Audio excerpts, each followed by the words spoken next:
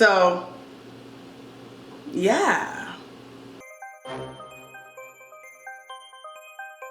Hi guys, welcome back to my channel, That Chocolate Vegan, with me, Erin Wells, and I'm excited for another video. This time we're doing a game day favorite, loaded baked potato skins, vegan style. Let's get started.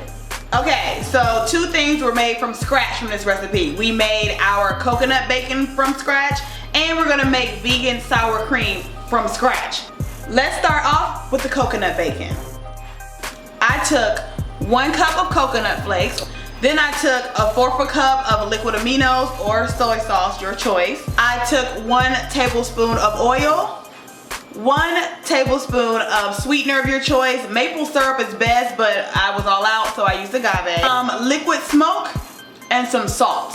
Put your flakes on some parchment paper in the oven at 350 for about 5 minutes, but watch it because it will caramelize and burn quickly. Now for the vegan sour cream, here's what I used.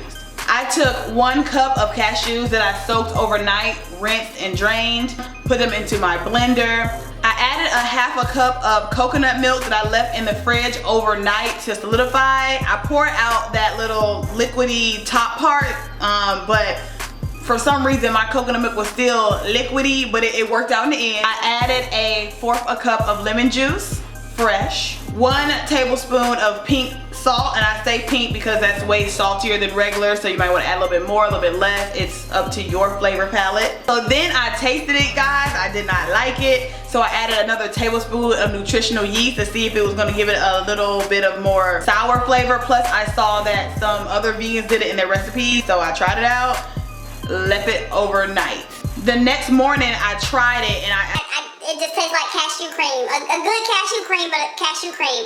So I went back and I added a 1/2 tablespoon of garlic powder and a 1/2 tablespoon of onion powder. And I let it sit for another couple of hours.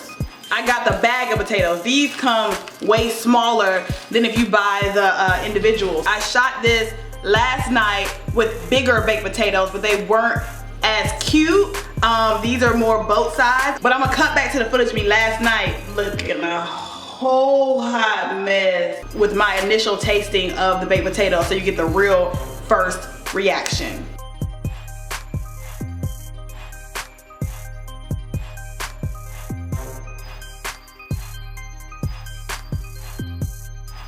Coconut bacon, vegan cheddar.